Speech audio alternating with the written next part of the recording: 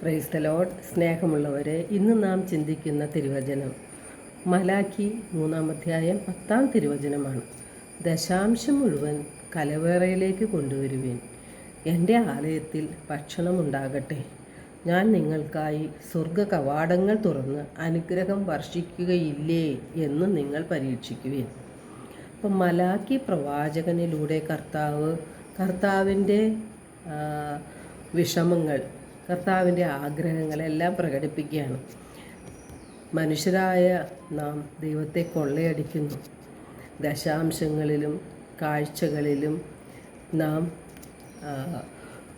കാപട്യം കാണിച്ചുകൊണ്ട് ദൈവത്തിൻ്റെ കലവറയിലേക്ക് ഒന്നും ഇട്ടുകൊടുക്കാതെ നാം സുഖമായി ജീവിക്കുന്നു. ദശാംശം കൊടുക്കാത്തവരോട് കർത്താവ് പറയുന്നു, ദശാംശം മുഴുവൻ കലവറയിലേക്ക് കൊണ്ടുവരുവിൻ. എൻ്റെ ആലയത്തിൽ ഭക്ഷണമുണ്ടാകട്ടെ. അപ്പോൾ കർത്താവ് സ്വർഗ കവാടങ്ങൾ തുറന്ന് അനുഗ്രഹം വർഷിക്കുകയില്ലേ എന്ന് നിങ്ങൾ പരീക്ഷിച്ചു നോക്കുവിൻ എന്ന്. അപ്പോൾ നമ്മുടെ സഹായം അർഹിക്കുന്നവരോട് ഹൃദയവും കണ്ണുകളും അടയ്ക്കാതിരിക്കാനാണ് നാം ആദ്യം ശ്രദ്ധിക്കേണ്ടത്.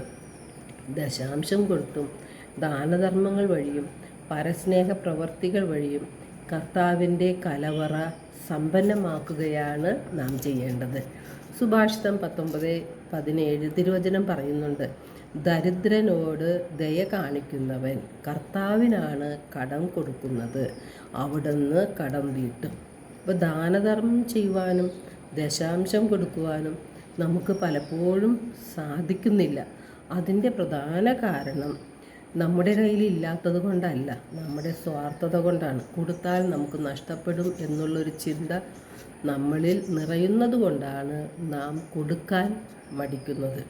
നമ്മുടെ ധനവും സമ്പത്തും ആരോഗ്യവും ജീവിത സൗകര്യങ്ങളും എല്ലാം നമുക്ക് നൽകിയത് നമ്മുടെ ദൈവമാണ്. ആ സമ്പത്തിനെ ദൈവഹിതപ്രകാരമാണ് വിനിയോഗിക്കപ്പെടേണ്ടത്. അപ്പോഴാണ് യഥാർത്ഥ സന്തോഷം നമുക്ക് ലഭിക്കുന്നത്.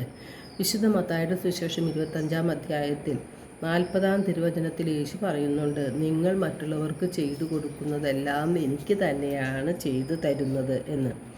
നാം മറ്റുള്ളവർക്ക് നന്മകൾ ചെയ്യുമ്പോൾ സ്വർഗത്തിലെ നിക്ഷേപം നാം വർദ്ധിപ്പിക്കുകയാണ് ചെയ്യുന്നത്. ഭൂമിയിൽ നിക്ഷേപം കരുതി വയ്ക്കാനല്ല ദൈവം പറയുന്നത്, സ്വർഗത്തിൽ നിക്ഷേപം കരുതി വയ്ക്കുവാനാണ്.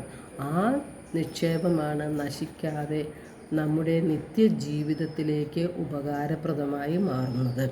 അതിനാൽ ദശാംശം കൊടുത്തുകൊണ്ടും ദാനധർമ്മങ്ങൾ ചെയ്തുകൊണ്ടും സൽപ്രവർത്തികൾ ചെയ്തുകൊണ്ടും നാം നമ്മുടെ ഈ ലോക ജീവിതത്തെ ധന്യമാക്കാം. അപ്പോഴാണ് സ്വർഗ കവാടങ്ങൾ തുറന്ന് ദൈവം നമ്മെ അനുഗ്രഹിക്കുന്നത്. എല്ലാവർക്കും നല്ലൊരു ദിനം ആശംസിക്കുന്നു. ദൈവം നമ്മെ ഓരോരുത്തരെയും സമൃദ്ധമായി അനുഗ്രഹിക്കട്ടെ.